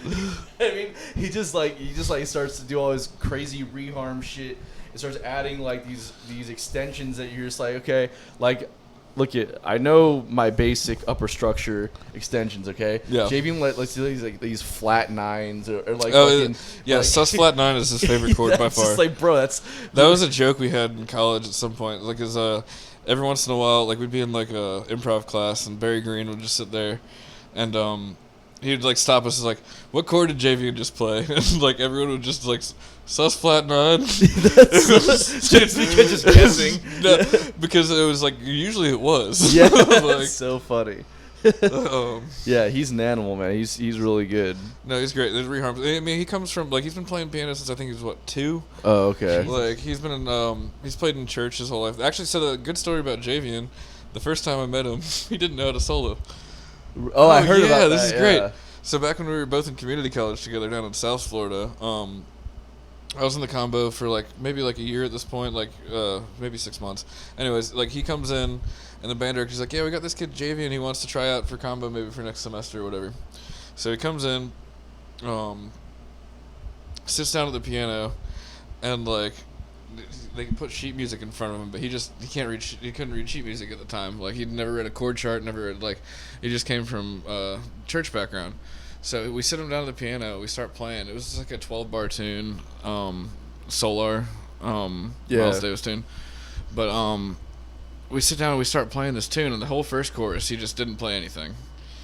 The second chorus he started playing chords because he, like I said, his ear is incredible. So he just starts playing chords. By the third chorus, he's playing really pretty chords. Like he just got the ear for it, man. He just got the feel for it. He's got perfect pitch, right? Close to it. Yeah. Like that's debatable. But perfect, like a lot of like perfect pitch is kind of debatable because like certain people, like if you have a relative pitch once in the morning, you can have perfect pitch for the rest of the day. But there's certain true. people that can just pull it out of thin air no matter what. Right, I remember you without saying a that. reference pitch. Yeah. But going back to like that solo, like so we get around, we all take solos, and it's Jay's turn to solo, and he just keeps playing these really really pretty chords. And like at some point the band director stopped him and was like, "Yeah, just do that same thing, just play them one note at a time."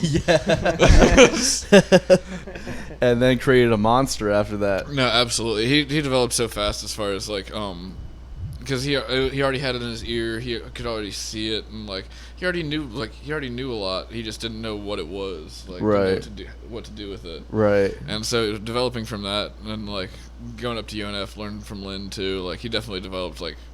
He just from like I said, when I met him, he'd never taken a solo before, and now look at him. Yeah, I mean, one of the best soloists I've ever heard on at least like organ and clav. Oh, yeah, kind of for stuff, sure. You know? Yeah. I've never really heard him play piano. He's but a great piano player too. Yeah. Yeah, I saw him do. He posted something like maybe 2 years ago of a video that was like 2 or 3 years old, and he was working on Autumn Leaves. Oh, nice. And yeah, so I mean, but that was the only thing I've ever seen him play with piano. Everything else, he's usually playing organ, clav, or some synth stuff he's fucking around with. Yeah. But yeah, he's as a piano. If you could play that on organ and clav, Well, at some point in time you had to learn how to play piano yeah, first. Yeah, for well, sure. no, but the thing is, Some like, he people- played organ first. Well, yeah, some people and- are like that too with organ and everything. it's like completely that, but- different approach to the instrument. Yeah, I agree, but it like almost like the same way as if you can play jazz, you can play anything. That's not true either. It though. is 100% true. It's no. I mean, I think so. It yeah, I don't know that that's true. I've met a lot of jazz people that can't play like blues, or they can't play like rock and roll. But at that point, that's a choice, dude. Yeah, that's true. That is, you're right. Like you could play anything. Yeah. But most of them, They but a lot of choose them, not to, they just yeah. they can't though. It's like when I was living down south, there was this chick. I doubt she'll ever hear this, but I don't want to say her name either way because she's kind of well known in the Miami community. She's a phenomenal jazz pianist, and but like she could not play a 1-4-5 to save her life. It was like because She's too jazzy. it's just one of those like if you. I've met a lot of people in the jam community too. They're like, well, I grew up playing the Grateful Dead and that kind of thing, Yeah. and so they could play through the changes no problem. But you ask them to play a pentatonic scale, and they don't get it at all, All right. you know. And it's like it's such a like specific style where it's like if you don't explore outside of that, you can get stuck in always thinking in that way, and that thinking in that way doesn't always work in every situation. Well, I you know? guess we were talking about really whether if you could play organ and you could play clav. Yeah. That's what I was trying to really say like that. Like you can play piano. Piano's like the basic. Yeah. It's the bottom. Like you could sit down at piano All and the play other some stuff is, shit. exactly. Yeah. Everything up. That's what I was trying to get at Yeah, as I a feel you. comparison. I wasn't really trying to be like just because you can play jazz. I see what you're saying. But yeah. if usually it goes the other way around. You learn piano and then organ and then like everything else later. But Right. interesting coming straight from organ into that Yeah. because you press the organ and it has the same attack no matter what. Right. So when you play piano, you gotta no wrist movement Yeah. Well, yeah.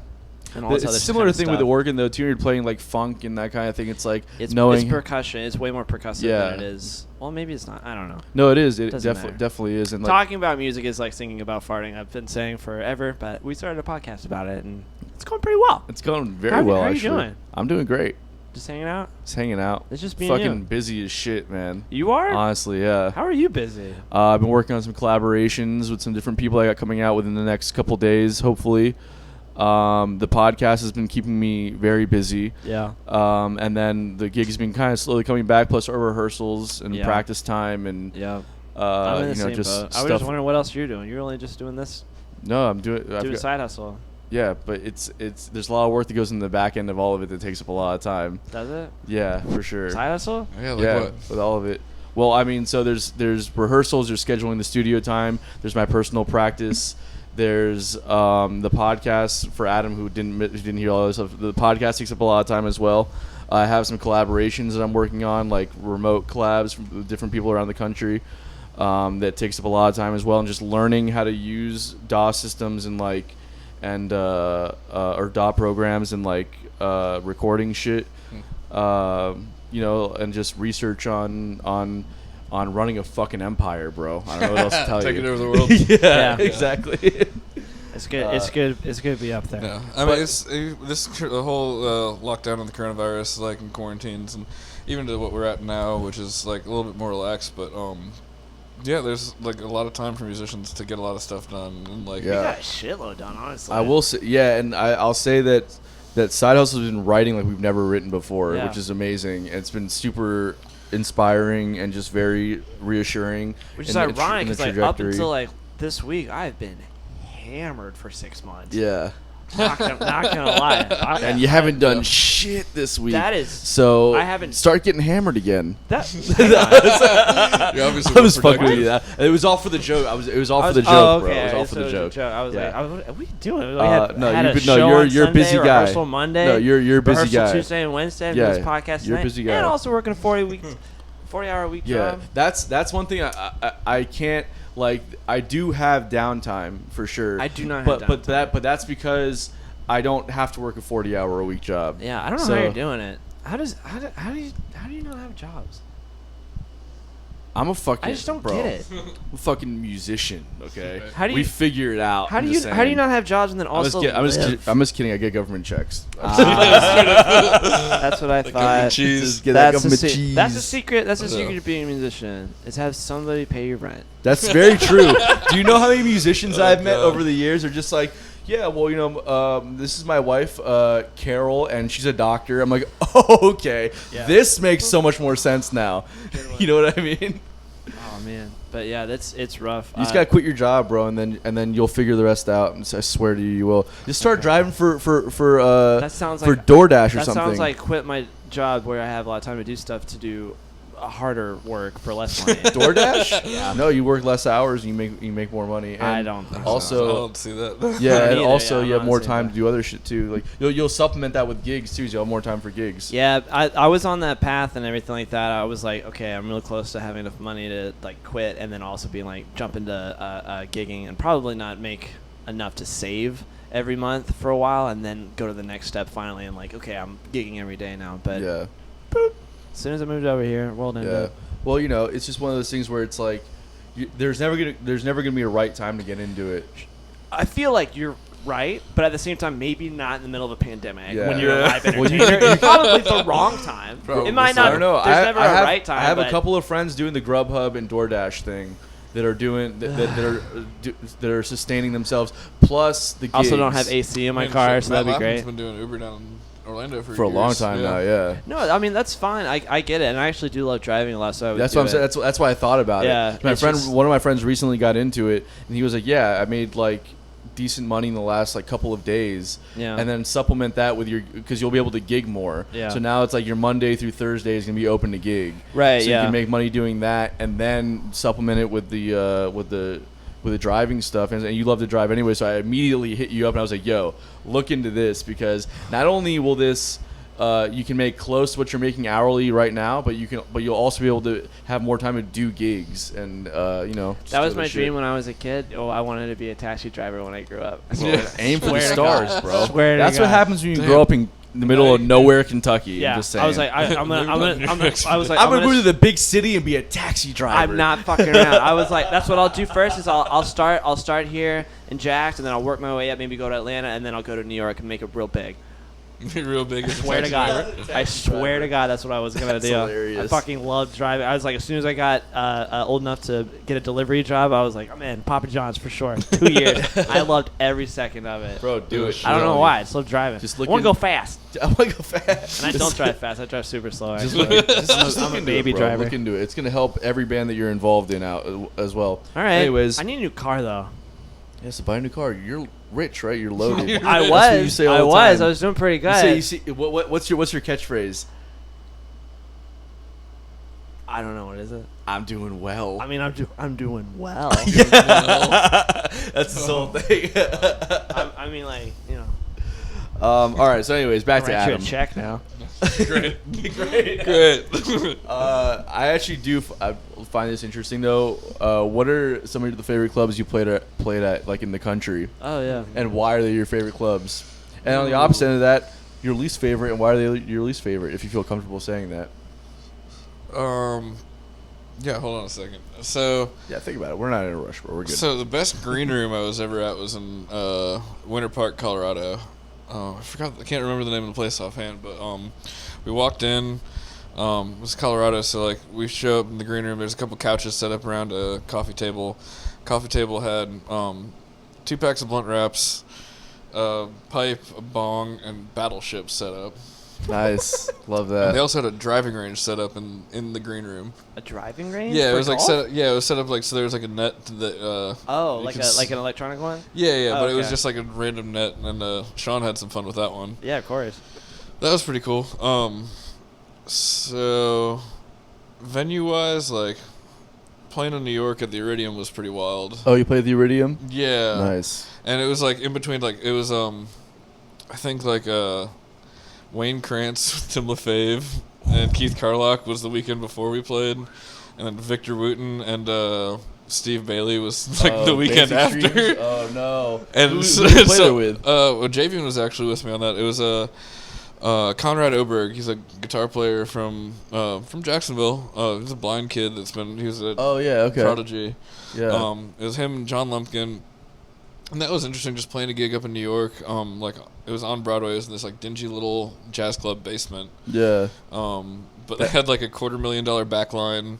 Yeah. $500,000 sound system. What?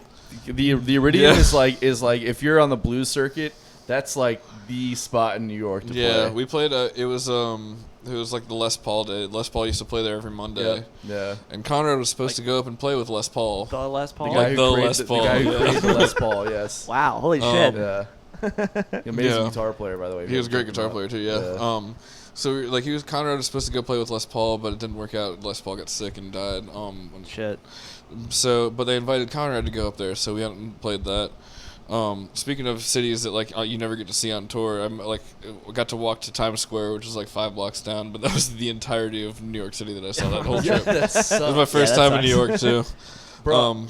Go ahead. I'm sorry. But yeah, the venue was cool. I mean, besides that, I'd say the Swanee Amphitheater. Yeah.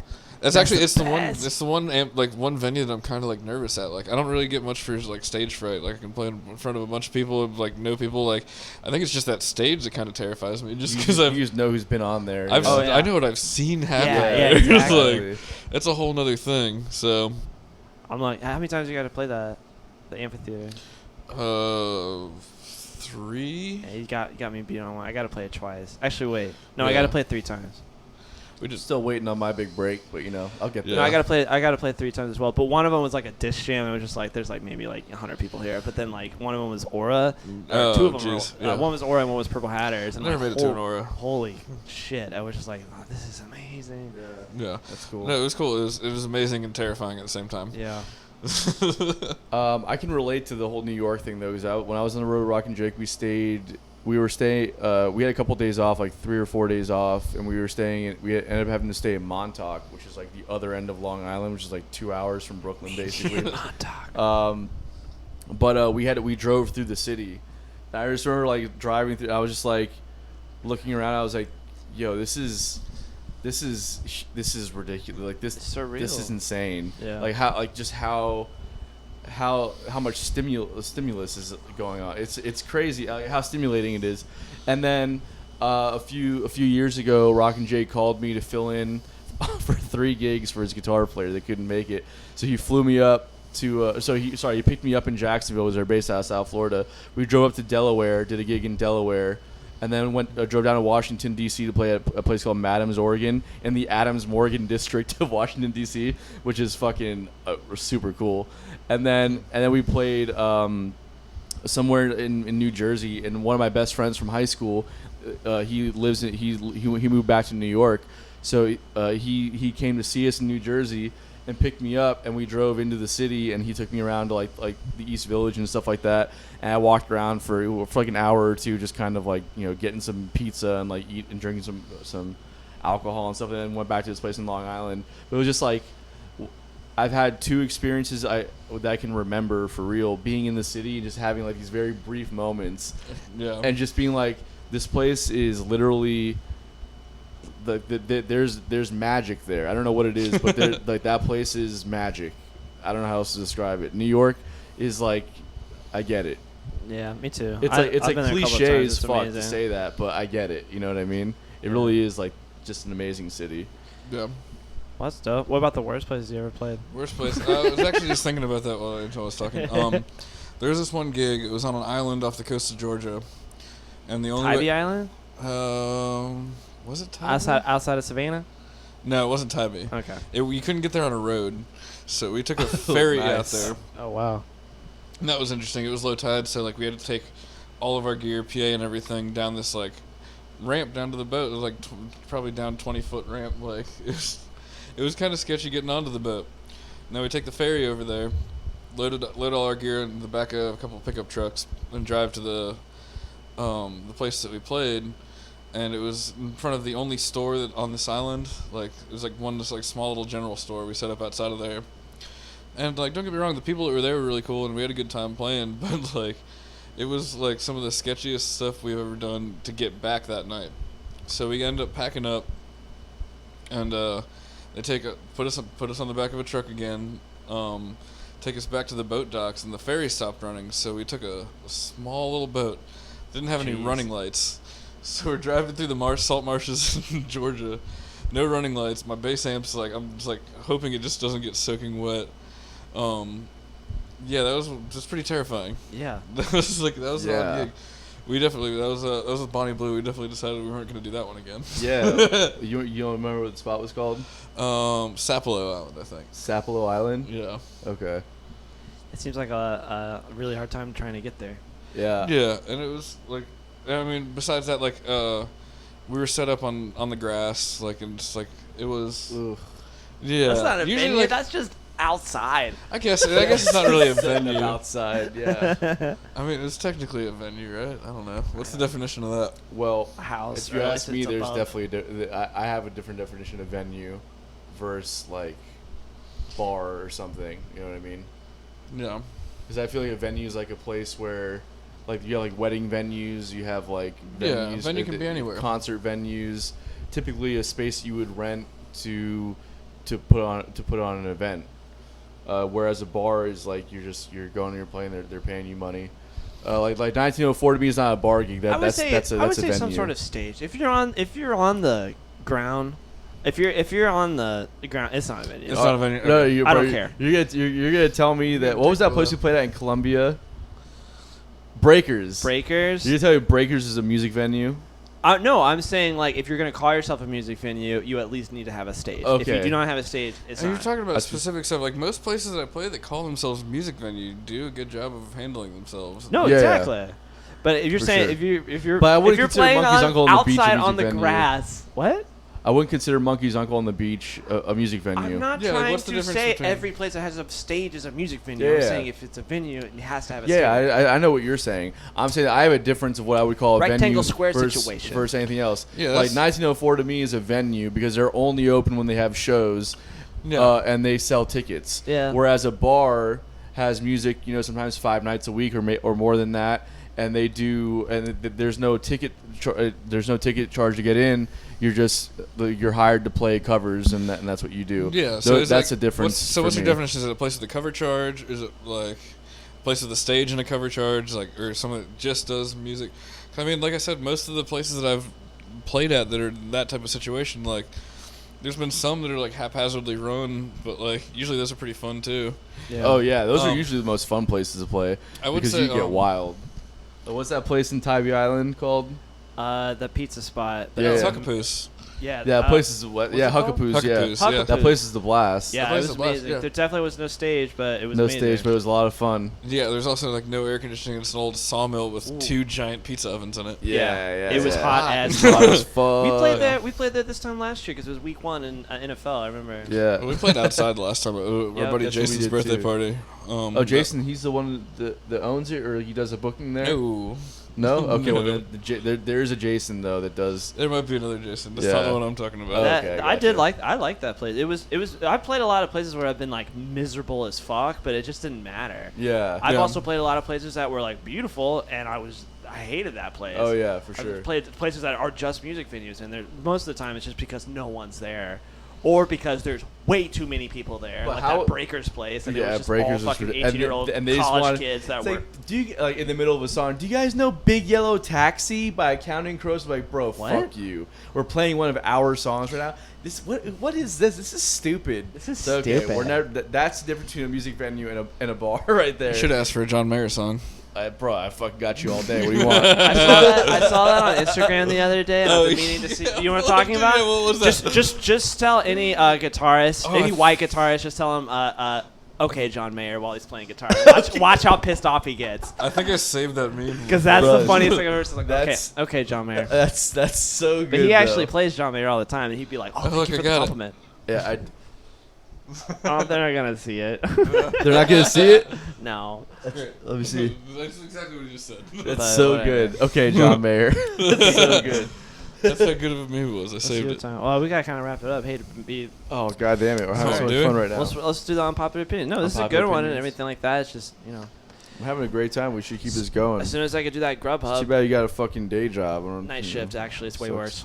Anyways, my first unpopular opinion Yeah. is. And think of one if you can. I'm trying to. Okay. You had a good one earlier. I don't know if you want to say it on air. Can we just move on from the WAP memes? I'm over it. The what? WAP, WAP, What are you trying to say? stands for wet ass I'll be pussy. gone soon enough. Cardi Oh, B. I thought you meant Fetty Wap. That's hilarious. Just have a bunch of I'm, Billy I'm, pays I'm, attention to over, pop music. I'm just Is tired his of name giving. Fetty Wet I'm- Ass Pussy? Yeah. He probably don't like that one. I'm just tired of giving Cardi B any recognition. Although I just did that by talking about her song right now. Yeah, you're talking So- about it. We're talking about it. So, Yeah, it's no, working, it's obviously. infectious. Yeah. Yeah, whatever. Also, It'll blow like over pop soon. stars have never like, it's obviously a machine. There's a lot of people like involved in it and stuff Right. like that. But I mean, when it comes down to it, they still write really good songs. Yes, they do. Have you heard? Have you Like heard the the production new on that Dua song Lipa is album? really fucking good. Have you heard the new Dua Lipa album? I don't think so. No. It's fucking phenomenal. Yeah. As far as the production goes, obviously the lyrics are terrible. Yeah. And she's not a talented singer, but she's But the very. production's incredible. The production's amazing. The I mean, songwriting's fantastic. Songwriting's fantastic. It's I just remember like yeah. I was at a venue in Raleigh. I think this is the Poorhouse in Raleigh, North Carolina. Okay. If I'm not mistaken, not the Charleston Poorhouse. Yeah. And the sound guy there like was ringing out his PA, just like EQing the whole PA. He's like, I gotta ring the Yeah. PA out with a Miley Cyrus song. Yeah. And he's like, don't laugh, dude. This song cost $4 million to make. Yeah. Exactly. Straight up, like he's like, Yeah. this song literally cost $4 million. Do you not think it's gonna be like the best sounding shit you can put on a fucking Yeah. put out? It's so true. It's though. crazy though, but It's so it is true. like there's value in it in certain aspects, That- not necessarily like the I just don't understand. mind-numbing what lyrics. costs that much money? When What costs you're- that much money?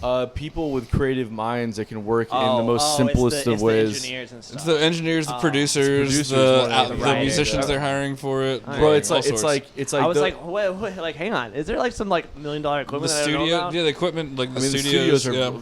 They're guess. recording in L.A. and New York. I mean, or like there's one spot in Miami that some pop artists record at, which is used to be called Criteria. Now it's called I can't remember. I'm drawing a blank. But anyways, it's like those studios are like just ridiculous. But then also the production. That's what you're paying for. I production. guess. It's That's the so much money, tiniest nuanced bullshit that nobody would notice that it's there. However, when you know it, when it's not there, you notice that it's gone. Oh. Type shit. You know what I mean? All right, let's pick it up. Okay, my second or my first unpopular opinion is I like to be busy. I feel like I operate at a better rate. I feel like I feel like most people would be on I board feel like with it's that. a popular opinion. Yeah. you think so? Very Yeah. popular. I mean, I feel like I feel like most I feel people like are like people they are get there. stressed out and they want to like. And when I'm busy, like I'm working like I sleep and then the rest of the day is scheduled. yeah. So that's my business. No, I feel like most people want to be like that. Really? They get stressed out, but Huh. they're it's difference between being stressed out from being busy versus being depressed from having nothing to do. You know what I mean? Well, Yeah. I guess so. I figure some people were more into like relaxation. What do you and- think, Adam? Well, I think Good, great I think I don't. contribution. I All right, I think I don't have one. all right. So you don't have to do an unpopular opinion just yet. We were asking you what you thought about being busy. Do you think being busy is better than not being busy? Oh yeah. Yeah, I because it's mean- not an unpopular opinion. You're just being lazy today, Bill. Just hate to tell you. Anyways, my I'm being busy. yeah, exactly. I like it. My second unpopular opinion is smoking weed is boring. I'm sorry. I was rewatching Weeds recently. Oh, Yeah. oh, you mean Which is a yeah. terrible oh, show. the show Weeds is boring. No, that's not boring. It's, it's a terrible show regardless, but that's not what I'm talking about.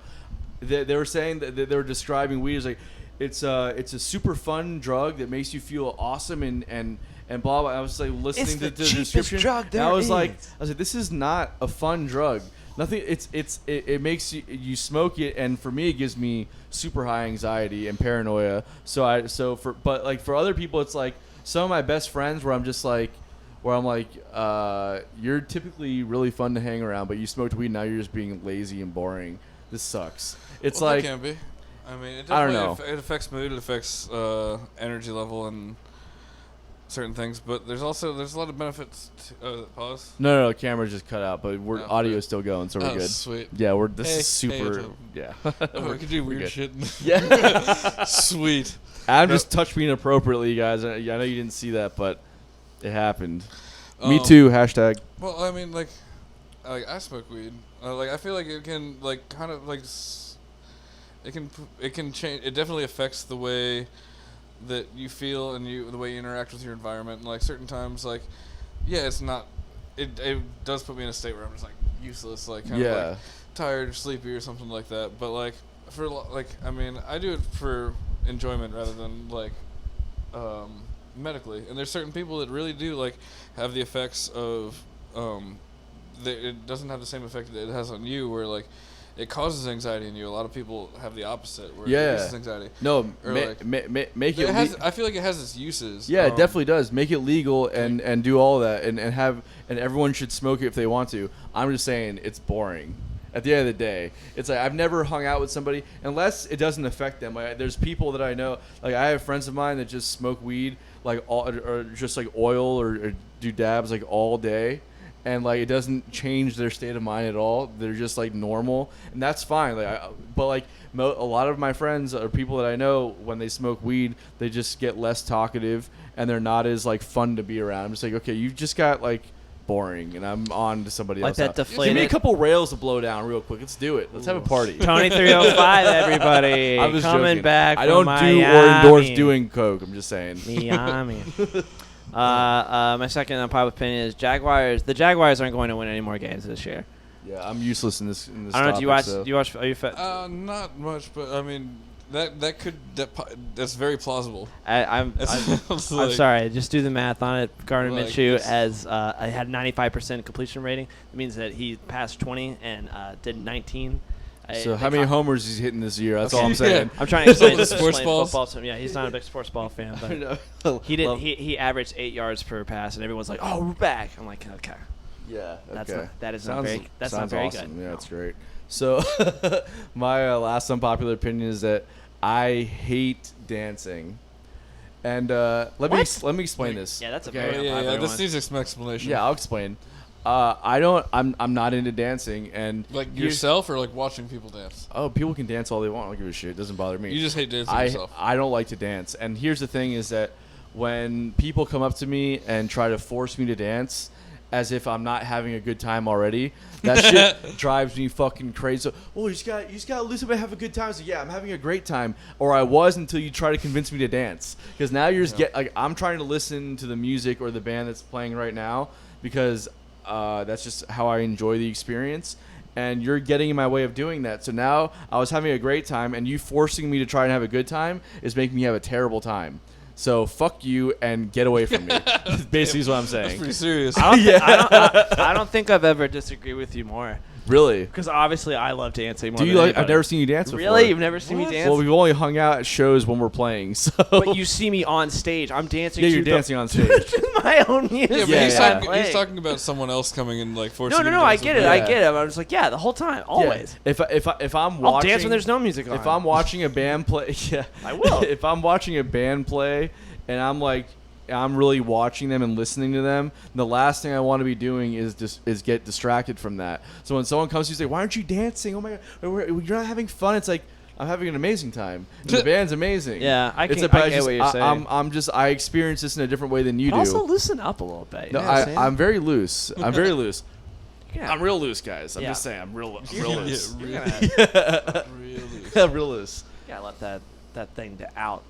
You don't want to. Sometimes. You guys. You guys got don't want to see that. you got to just let it fly a little He's bit. got a little. You got the free fly. You- I can't do. I'm not good at alliterations. You- I you just- can't say. I have a speech Little impediment. tongue twister. Yeah, I can't. I'm not good with alliterations. Otherwise, you're gonna get your prostate's gonna just explode Bro, by I'm, the time you're I'm fucking 50. I'm fucking loose, bro. Yeah. I'm like a hooker on His in butthole's Times Square. fucking I'm just loose, saying. I'll tell you that I'm much. like in the 70s. I'm just saying. I got That's a like very, me, I'm I've got a loose. very tight butthole because I dance. It's like a balloon knot. All right. All right. Anyways, my last unpopular opinion is I'm kind of upset that the end of the world isn't going to happen anymore. It looks like everything's getting a little bit better slowly, but I was kind of waiting for like, oh, let's see how low we can get. I feel And like it we all didn't kind of were. happen. I feel like we all kind of were. I think we were all ready for it because everyone just realized like I can not work and just live. Yeah. That's great. Yeah, Let's keep I thought going. that was gonna be the case. I thought we were all like, okay, we're just gonna go Mad Max. Never got to the Thunderdome. Never got to like scorch the earth. Usually No doesn't get nuclear to that point. It can holocaust. still be a possibility though. Usually doesn't get to No, that I point. think- I but- think- It's been taming down for a little bit. No, but what I think happened honestly is like we were flying way too close to the sun. We were all way too happy before, and then we got put in our Really? place. And I think we were right before all this stuff happened. We were just like the economy was booming, it was great. Everything else in the country, like it was like kind of being ignored and everything. Billy's a big Trump guy. I'm just saying. For sure, yeah. Let's get him. Let's get him. Like, is he coming on the next He's coming to bottom the of the bill? podcast. Yeah, I haven't- he's coming to Florida soon, so we'll get him on here. He's We'll make here. sure. He's here. We'll He's get in good old Donnie Mar-a-Lago. on. We'll get Donnie gets it done. I on was here. I was trying to say like Donnie does get it done. He does. He's what I Whether think you is so like what he's crazy. getting done or not, he gets not it sure I done. do. Podcast The whole I'm not sure I do a podcast outside of he got asked at his town hall. What's my favorite thing that he's ever said? Is he got asked on his town hall, would you if you could go back in time, would you change anything else about this year? And he goes, absolutely not. He's like, I would have done everything exactly the same way. I think we did our best. Yeah.